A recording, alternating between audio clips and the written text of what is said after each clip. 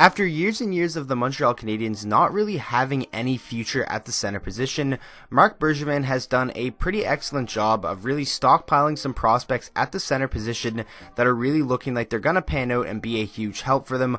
Obviously, the most recent one in Jesperi Kotkaniemi, he's been playing in the NHL throughout the whole season, and he's having a pretty solid rookie season at the center position. They got Nick Suzuki in the Max Pacioretty trade, and also the player we're going to take a look at in today's video, Ryan Poehling, a first-round pick by the Canadiens in the 2017 NHL entry draft, currently playing at St. Cloud State in the collegiate level, and he's having a fantastic year. He's really had a fantastic past couple of years. He had an amazing World Juniors, and a lot of people really started to talk about him over the World Juniors, where he won top forward of the entire tournament, and a lot of you guys requested this video after I made my last one on Cody Glass. So I thought he'd be the perfect player to continue on this series with, and he's a prospect that not many people talk about, but I definitely think he's kind of underrated in that aspect, as he's not really looked at as one of the top prospects, affiliated with an NHL team, but I definitely think he can play a huge part in the Montreal Canadiens' future. So taking a look at Ryan Poehling, like I said earlier in the video, he was a first round pick, 25th overall by the Montreal Canadiens in the 2017 NHL entry draft.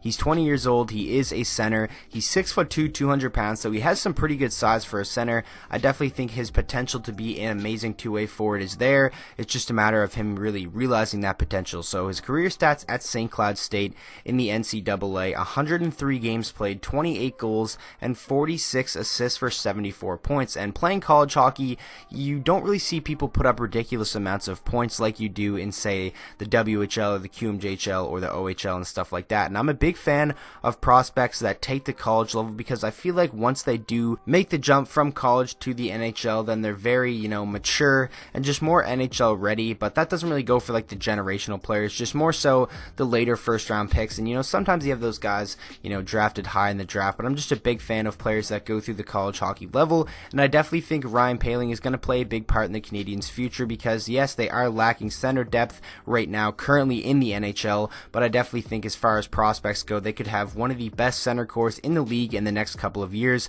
When you look at having Max Domi, Jesperi Kotkaniemi, Nick Suzuki, I don't really know how he's going to pan out and when he's going to make that jump to the NHL. In my opinion, I think we're going to see Ryan Poehling in the NHL before Nick Suzuki, but I definitely think Nick Suzuki's the player between the two that is probably going to put up more points throughout the course of his NHL career. Now, getting into how I feel about Ryan Poehling and what I think he can be as an NHL player, I don't think he's going to be a player that is going to wow you with the amount of points that he puts up. I kind of see him as more of a third to second line center. I don't see him as a first line center in the NHL, but that is okay, because you certainly need those players to, play their roles and stuff like that. And I definitely think he could be an amazing third or second line center in the league, especially when you look at a team like Montreal. They kind of have the top two center spots solidified for the future with Kotkaniemi and Max Domi, but I definitely think Poehling can complement them very, very well. I think he's going to be a guy who can probably give you around 50 points. I don't think he'll ever be a player to, put up around 70 to 80 points, but as far as a two-way forward goes and a guy that can give you around 50 points, I definitely think he has a very, very high ceiling in the NHL. He's going to be a very valuable player. I'm not quite sure when he's going to make the jump to the NHL. There's a lot of speculation that he wants to finish his 4 years at college, and Montreal, they have to sign him, I believe, before 2020 until they lose his rights, and then he can explore other options as a free agent coming from the college level, but I don't think he's going to do that. I definitely think he will sign his entry-level contract before that time is up, because I think it is a perfect situation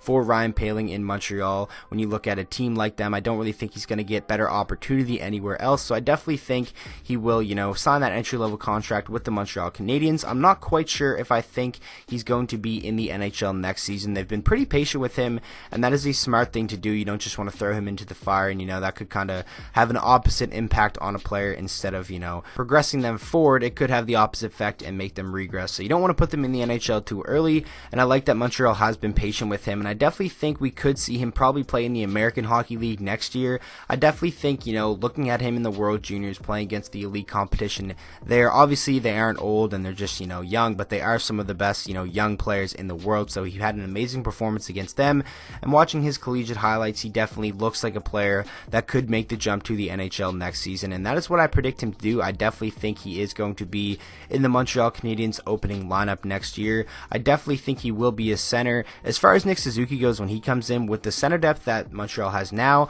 I think Nick like Suzuki potentially could play the wing in the NHL because you don't want to have, Suzuki or Poehling playing fourth line center.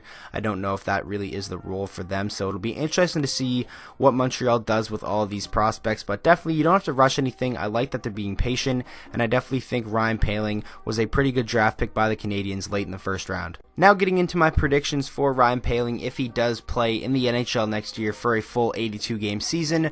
I have him obviously 82 games, 15 goals and 16 assists for 31 points. I think he'll be playing in that bottom six role and potentially killing penalties. He definitely has the size, and I think he has the defensive IQ to do that as well.